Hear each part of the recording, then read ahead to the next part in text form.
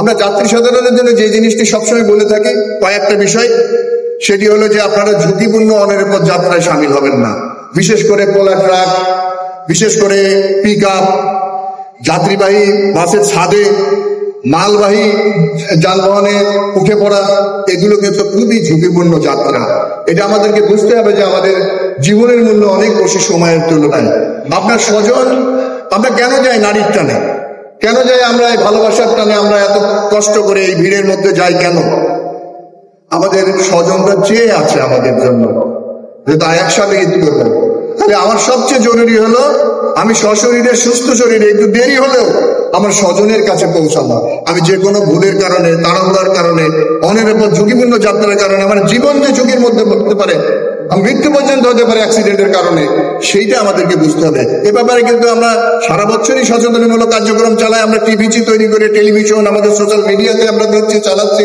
তারপরেও দেখা যায় যে আমাদের যাত্রী সাধারণ এই ধরনের অনেক ঝুঁকিপূর্ণ যাত্রায় সামিল হয়। এ ব্যাপারে আমরা পুলিশের তরফ থেকে আমাদের আইজিপি মহোদয় কঠোর নির্দেশনা দিয়েছেন। আমরা কিন্তু আইন প্রয়োগে কঠোর আছি এবং সামনের কয়েকটা দিনেও আমরা কিন্তু কঠোর থাকবো। এই ধরনের ঝুঁকিপূর্ণ যাত্রার ক্ষেত্রে আমরা এগুলো দণ্ডনীয় অপরাধ, যারা নিচ্ছেন, যারা চড়ছেন, তাদের বিরুদ্ধে আমরা ব্যবস্থা নিচ্ছি এবং নেব। কিন্তু সচেতনতা আমাদের সর্বাগ্রে দরকার, তাহলে কিন্তু আমরা পারবো। আমরা আরো কতগুলো ব্যবস্থা নিয়েছি যে ডিপ্লয়মেন্ট তো আমাদের আছে, সাদা পোশাকে আছে, নজরদারিতে আছে, আমাদের মোটরসাইকেল পেট্রোলিং রয়েছে, যাতে যানজট প্রবণ এলাকার মধ্যে আমরা যেয়ে সেখানে যানজট নিরসন করে আমরা যাদের সচল রাখতে পারি রাস্তার মুভমেন্ট। আরো আমরা দেখেছি যে প্রযুক্তির ব্যবহারটা কিন্তু আমাদের এই সেবার মানকে বৃদ্ধি করেছে, আমাদের দক্ষতাকে বৃদ্ধি করেছে। ঢাকা চট্টগ্রাম মহাসড়কে পুরাটাই আমরা সিসি ক্যামেরার আওতায় এনেছি।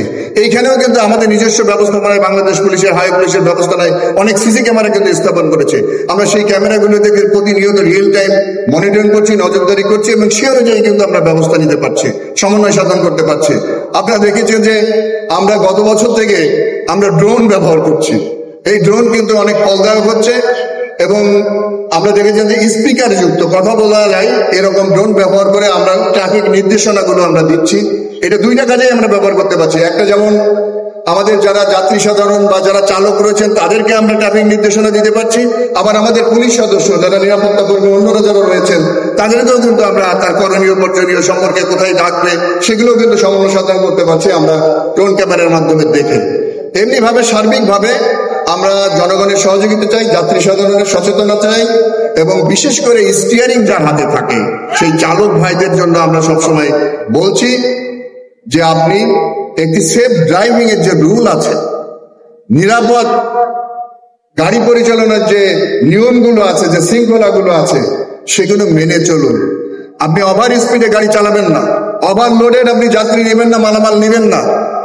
আপনি নিরাপদে ওভারটেক করুন যখন প্রয়োজন বা অ্যালাউ করে সেই সময় করুন, কিন্তু আপনি ঝুঁকি নিয়ে ওভারটেক করতে যে অ্যাক্সিডেন্টের শিকার হবেন না এবং তাড়াহুড়া করবেন না।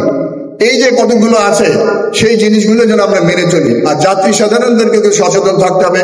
আমি নিরাপদ যাত্রার জন্য আপনাকে কিন্তু খেয়াল রাখতে হবে, আপনার স্বাস্থ্যের প্রতি খেয়াল রাখতে হবে, আপনার যাত্রার প্রতি খেয়াল রাখতে হবে। বিশেষ করে আপনি অপরিচিত কারণ দ্বারা কোনো কিছু খাবেন না, কোনো খাবার দেওয়া সেগুলো খাবেন না। কারণ অনেক সময় ঈদের সময় আমরা যাত্রা পথে দেখি যে এক ধরনের মলম পার্টি বা এক ধরনের এরকম প্রতারক দল তারা বিভিন্ন জায়গায় কাজ করে এবং সেক্ষেত্রে আমাদের বাংলাদেশ পুলিশের সকল সদস্য সচেতন আছে, সব জায়গায় আমাদের ডিপ্লয়মেন্ট আছে, নজরদারিও রয়েছে। আমরা এদেরকে ধরে থাকি, আটক করে থাকি এবং আপনাদের প্রতি আহ্বান জানাবো যে এই ধরনের কোনো আলামত থাকলে পুলিশকে সাথে সাথে খবর দেবেন, করতে পারো তাদের বিরুদ্ধে ব্যবস্থা নেবেন। আমরা আশা করি যে গত 2-3 ঈদের থেকেও এবছরের ঈদ যাত্রা আরো স্বাচ্ছন্দ্যময়, নিরাপদ হবে এবং আনন্দদায়ক হবে এবং যানজট মুক্ত হবে, এই প্রত্যাশা রেখে শেষ করছি।